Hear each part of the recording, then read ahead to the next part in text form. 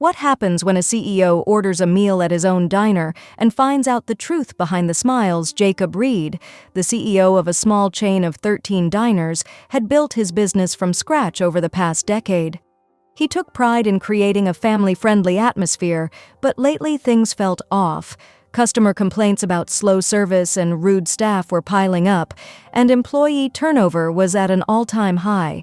Jacob's regional managers assured him everything was fine, but the reports didn't match the whispers he kept hearing. Frustrated and determined to see the truth for himself, Jacob decided to go undercover at one of his locations. He picked a diner in a suburban town 2 hours from corporate, far enough that no one would recognize him. Most of his employees had never met him in person anyway. To blend in, Jacob grew a scruffy beard, swapped his tailored suits for a worn-out hoodie and jeans, and put on thick-rimmed glasses. He looked nothing like the polished executive on the company website. He walked into the diner at lunchtime, the place buzzing with chatter and clinking dishes. The dining area looked clean but dated, the booths a bit worn. It wasn't terrible, but it wasn't the warm welcome Jacob had pictured when he started the company. A young, tired-eyed waitress approached. Her name tag read Megan. "Hi, welcome," she said, voice cheery but tense. "Can I get you something to drink to start?" Jacob noticed faint, dark circles under her eyes and a hesitant smile. Something felt off, but he let it slide. "Just coffee, thanks," he said, sliding into a booth by the window. Megan nodded and hurried off, weaving between tables with practiced skill. Jacob watched as she juggled multiple orders, refilled drinks, and grabbed plates from the kitchen. She was clearly overworked, but never showed frustration to the customers. When Megan returned with his coffee, Jacob ordered a burger and fries. As she scribbled on her pad, a man's voice boomed from the kitchen. "Megan, what's taking so long? You're falling behind again." The voice belonged to a short, stocky man in his 40s wearing a stained apron. Jacob guessed he was the shift manager. He hadn't introduced himself when Jacob walked in, something Jacob noticed. Megan flinched at the tone but nodded quickly. "Be right there," she called back, her voice cracking a little. Jacob frowned. He'd built this business on the idea that employees should feel valued, not scolded in front of customers. He sipped his coffee and kept observing. While he waited for his food, he caught bits of conversation from nearby tables. A family in the booth behind him complained about waiting too long for their meals. A pair of teenagers whispered about how rude the manager had been to their waitress earlier. The atmosphere felt tense, far from the friendly diner experience Jacob had imagined. When Megan brought his burger, she apologized for the delay. "Sorry for the wait," she said softly, avoiding eye contact. "No problem," Jacob replied, giving a small smile. "You're doing great." Her eyes lifted in surprise for a moment before she nodded and hurried off again. Jacob had barely taken a bite when he heard muffled sobbing coming from the kitchen. He set his fork down halfway to his mouth. The sound grew clearer. It was Megan. He put the fork aside and strained to listen. "I'm doing my best, okay?"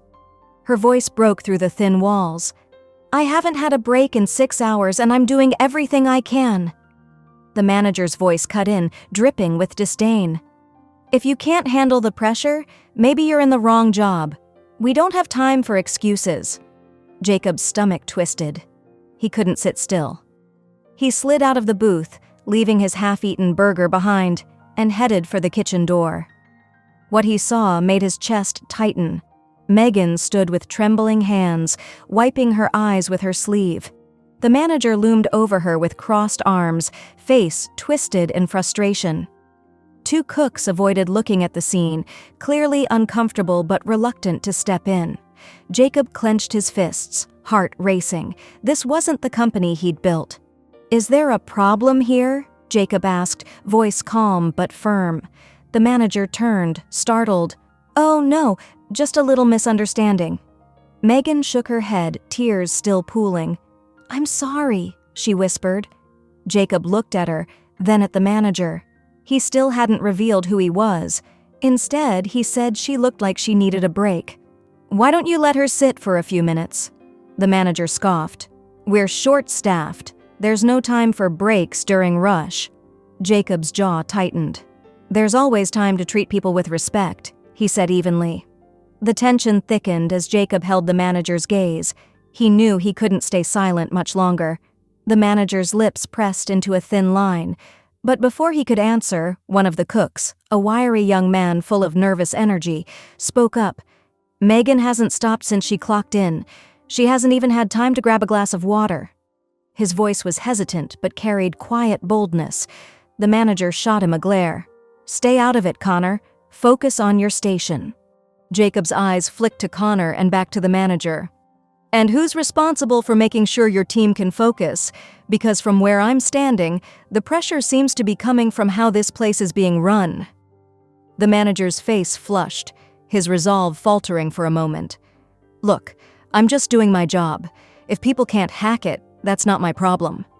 Jacob's stare hardened. "We'll see about that." Megan, still wiping her eyes, looked at Jacob with confusion and a hint of gratitude. "I'll be fine," she murmured, though her voice shook. She turned toward the door, but Jacob gently stopped her. "Take 5, he said softly. "You deserve it." The manager started to protest, but Jacob raised a hand, his tone leaving no room for argument. "She's taking a break now." Megan hesitated, glancing nervously between Jacob and the manager, then nodded and slipped through the swinging kitchen doors. Jacob turned his attention to the manager, his voice calm but firm. "What's your name?" "Rick," the man answered defensively. "And who are you to come in here and tell me how to run my shift?" Jacob ignored the question. "How long have you been the manager here, Rick?" Rick crossed his arms. "About 2 years, and I've kept this place running just fine, so I don't need some random customer butting in." "And you call that just fine?" Jacob cut in, his voice rising a bit. "Your crew's overloaded, your customers are complaining, and you're chewing people out mid-shift. That's not fine, it's chaos." Rick opened his mouth to argue, but Jacob cut him off again. "Maybe you should think about how you're treating folks, because I guarantee if I were your boss, this wouldn't fly." Rick's face lost a bit of color, but he tried to hide it with a scoff. "Right, but you're not my boss, so—" Before he could finish, the kitchen doors swung open and Megan re-emerged, her face a little more composed. Head down, she walked past Rick and back to the dining area. Jacob decided it was time to step back and watch again. For now. He shot Rick one last pointed look before turning and following Megan into the dining room. Back in his booth, Jacob watched as Megan got back into her routine. She moved a little slower now, the fatigue more obvious, but she still managed a small smile for every customer she served. He saw her give extra attention to a young mom struggling to entertain her toddler, handing over crayons and a paper menu to color. He also noticed Rick shooting her disapproving looks through the kitchen window. Jacob pulled out his phone and quietly started jotting notes, recording everything he'd observed. Rick's behavior, Megan's workload, the customer complaints. He also noted Connor's silent defense of his coworker. After he finished his meal, Jacob waved Megan over. "Can I get the check?" he asked lightly.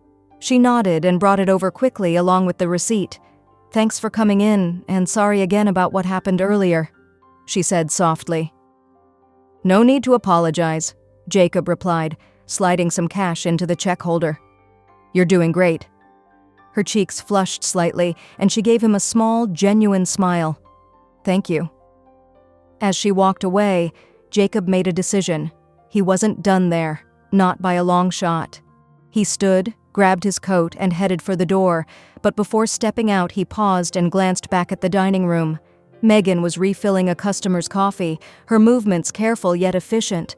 Rick was barking orders at Connor in the kitchen. Jacob's jaw tightened. He pushed the door open and left, pulling out his phone. "Janet," he said when his assistant picked up, "I need you to clear my schedule for tomorrow and get me everything we have on the staff at this suburban branch. Employee files, performance reviews, the works." "Got it," Janet answered without hesitation. "Anything else?" Jacob cast one last look at the restaurant before walking to his car. "Yeah," he said, "make sure my regional managers are ready for a meeting. We need to talk." He hung up and settled into the driver's seat, mind already buzzing with plans. Tomorrow Jacob wouldn't just watch, he'd act. The next morning, Jacob showed up at the diner just after it opened, wearing the same rumpled disguise from the day. This time he carried a small notebook in his pocket and a renewed sense of determination. He wasn't there to sit on the sidelines. The morning shift was calmer, giving Jacob a chance to observe without the lunch rush chaos. Megan was already on the floor. Her movements were deliberate but slower than the day before. She looked even more exhausted, her smile thinner. Rick hadn't shown up yet, but Connor was in the kitchen prepping ingredients. Jacob waited until Megan walked by with a coffee pot before calling to her. "Hey, Megan," he said, keeping his tone casual. "Got a minute?" She hesitated, glancing at the few customers scattered around the restaurant. Sure, but I can't stay long. We're short-staffed again." "I won't take up your time," Jacob promised. "Just wanted to ask, how long have you been working here?" She blinked, caught off guard by the question. "About 8 months? Why?" Jacob leaned in a little, lowering his voice. "Seems like you're carrying a lot on your shoulders. Is it always this busy?" Megan hesitated, her eyes drifting toward the kitchen window. "It's not always the customers. Sometimes it's—" She stopped, biting her lip. "It's Rick, isn't it?" Jacob asked gently. Her head snapped up, and for a moment she looked terrified. "I shouldn't." "You don't have to say anything," Jacob interrupted, keeping his voice low. "I just want to understand what it's like for you here." Megan hesitated again and then sighed. "It's not just him, it's everything. We're always short-staffed, and when things get hectic, he just makes it worse. I know he's under pressure too, but it feels like we're the ones who always pay for it." Jacob nodded, his mind working fast. He decided to push a little further. "And Connor? He seems like he tries to help." Megan's expression softened slightly. "Connor's great. He's only been here a few months, but he's one of the few people who actually care. He covers for others when they're struggling. Honestly, if it weren't for him, I'd probably have quit by now." Before Jacob could ask more questions, the kitchen door swung open and Rick walked out. His presence instantly shifted the room's energy. Megan's shoulders tightened, and she hurried to refill a customer's cup. Rick seemed not to notice Jacob. As he barked instructions at Connor, who silently nodded while chopping vegetables, Jacob's jaw tightened. This wasn't just stress, it was a pattern. Jacob let the morning play out, watching how Rick dealt with the staff and how everyone kept things going despite the obvious tension. When the lunch rush hit, the restaurant settled into its usual rhythm and Megan was weaving between tables again. It didn't take long for the first incident. A customer, an older man in a plaid shirt, flagged Megan down to complain that his eggs were overcooked. Megan apologized and offered to have the kitchen remake the dish. "Can't you get it right the first time?" the man grumbled. Megan's face flushed, but she kept her composure. "I'm really sorry about that. I'll fix it right away." Rick, who'd heard the exchange, stormed out of the kitchen. "What's the problem here?" he demanded, glaring at Megan. "It's fine," the customer said, waving a hand. "She's taking care of it." Rick turned to Megan anyway. "How many times do I have to tell you to check the orders before they go out? This is basic." Jacob suddenly stood, his chair scraping the floor and grabbing everyone's attention. "That's enough," he said firmly, his voice cutting through the room. Rick spun toward Jacob, annoyance twisting his face. "And who do you think you are?" Jacob reached into his pocket, pulled out his wallet, and flipped it open to show his company badge. His voice was calm but carried unmistakable authority. "I'm Jacob Reed," he said, locking eyes with Rick. "I own this restaurant and 13 others just like it." The dining room fell silent. Megan froze mid-step, eyes wide. Connor peeked from the kitchen, knife still in hand. Even the customers held their breath. Rick's face went pale, then flushed. I didn't know." "No, you didn't," Jacob cut in, "because if you did, you wouldn't be treating my staff like that, or my customers." Rick stammered, but Jacob didn't give him a chance to recover. "Let's talk in the back," Jacob said, pointing toward the office. Rick hesitated, then nodded stiffly and walked toward the kitchen. Jacob followed, pausing only to glance at Megan. "I'm not letting this slide," he said softly. In the office, Jacob closed the door and turned to Rick. Do you have any idea how out of line you've been? Jacob asked, his voice low but firm. Rick opened his mouth, but Jacob raised a hand. Save it. I've seen enough.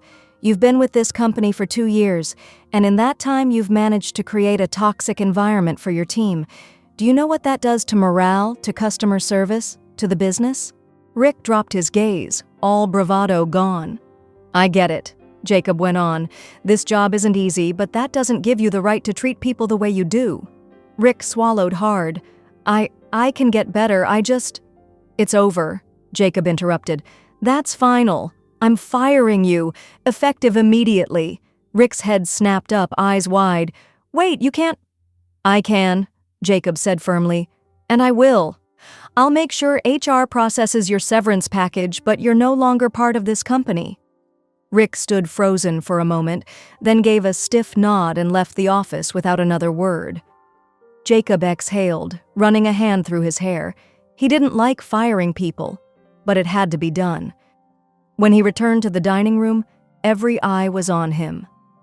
Megan and Connor stood near the kitchen, their expressions a mix of shock and cautious hope. Jacob took a breath and addressed the room. I want to thank you all for your hard work, he said, voice steady. Things are going to change around here starting today. He looked directly at Megan and Connor. You two, meet me after the shift. We need to talk. The tension in the room began to ease, replaced by curiosity and relief.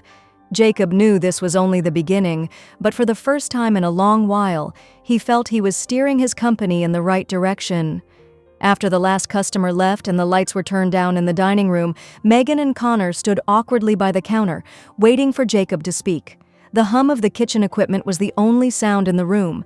They both looked exhausted, but there was a cautious hope in their faces. Jacob had spent the rest of the day watching without stepping in, but now it was time to act. Okay, let's sit, Jacob said, motioning to a booth in the back. He slid into one side while Megan and Connor hesitated before taking the other. Jacob leaned forward, resting his forearms on the table. First, I want to say thank you. I know today was rough, especially with everything that's been going on, but you handled it with professionalism and care. More than I can say about some of the leadership this place has had. Megan shot Connor a look, unsure how to respond, while Connor fiddled with the corner of his apron. I didn't realize things had gotten so bad, Jacob admitted, his voice softer now. That's on me. I checked out.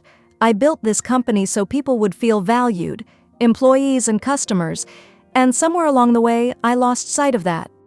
Megan finally spoke, her voice hesitant. It's not all bad. I've worked in worse places, but it's been tough. I love the customers. I just wish... She trailed off, unsure if she should keep going. Wish what? Jacob asked gently. I just wish it felt like someone cared, you know? Really cared about us, not just the numbers or how fast we turn tables. Jacob nodded, letting her words sink in. What about you, Connor? Connor looked up, his voice low but steady. Honestly, I wasn't planning to stick around long, but I couldn't leave. Not with everything Megan and the others have to put up with. Someone's gotta have their back. Jacob felt a stab of guilt. These two were the backbone of the place, keeping it afloat while he sat in an office reading reports and spreadsheets. Well, that changes now, Jacob said firmly. And I'm not just going to say things will get better. I'm going to show you. Megan and Connor stared at him, curiosity and skepticism flickering in their eyes. Here's what's going to happen, Jacob went on. First, I'm bringing in a new manager, someone experienced, but also someone who knows how to lead with respect. In the meantime, I'm personally going to oversee things here until we get everything back on track. Megan's eyes widened. You mean you're staying? Jacob nodded. As long as it takes. Connor tilted his head. What about Rick? He's not coming back, Jacob said simply. I don't tolerate that kind of behavior, and neither should you. Connor let out a small sigh of relief, while Megan's shoulders dropped like a weight had been lifted. Second, Jacob added, I'm going over the staffing structure. No more being short-handed during rushes. We're going to hire more people, and I'll make sure everyone gets proper breaks. You can't take care of customers if you're burned out." Megan gave a small smile. "That would be amazing." "Third," Jacob said, his tone softening, "I want to reward the two of you for everything you've done to keep this place running." Megan and Connor exchanged surprised looks. "Reward us?" Megan asked cautiously. Jacob nodded. "Connor, you've shown incredible loyalty and leadership even in the short time you've been here. I'm promoting you to assistant manager with a raise and more consistent hours." Connor's jaw dropped. "Wait, you're serious?" I've never managed anything before," he said. Jacob smiled. "You're already doing it. You stepped up when nobody else would. That's what leadership looks like." Connor blinked, his face a mix of shock and gratitude. I don't know what to say." "Thank you," Jacob turned to Megan. "And you, Megan. 8 months of dedication, even when things were at their worst. I see how much you care about the customers and your co-workers. You deserve more than a pat on the back." Megan's eyes glistened. She quickly looked down, embarrassed. "I'm just doing my job." "You're doing more than that," Jacob said gently. "Starting next week, I'm giving you a substantial raise, and I want to set up a team-wide bonus system so efforts like yours get recognized." Megan's hand flew to her mouth. "Oh my gosh, really?" "Really," Jacob answered, smiling. For a moment, neither of them spoke, the weight of his words settling in. Then Megan whispered, "Thank you. Really. Thank you." Jacob leaned back, his expression softening. "You deserve it." When they finished talking, Jacob laid out more of his plans to improve the restaurant. He promised to update the outdated equipment, implement a better scheduling system, and hold regular staff meetings to hear their concerns. When they left the booth, Megan and Connor looked lighter, as though the tension that had pressed on them for so long had finally lifted. The weeks that followed were a whirlwind. Jacob kept his promise, spending several days in the restaurant, working alongside the team and listening to their feedback. He personally interviewed candidates for the manager position and eventually hired a woman named Denise, whose experience and empathetic leadership style quickly won over the staff. True to his word, Jacob approved raises for Megan and Connor and hired 3 new employees to ease the workload. The atmosphere in the restaurant transformed.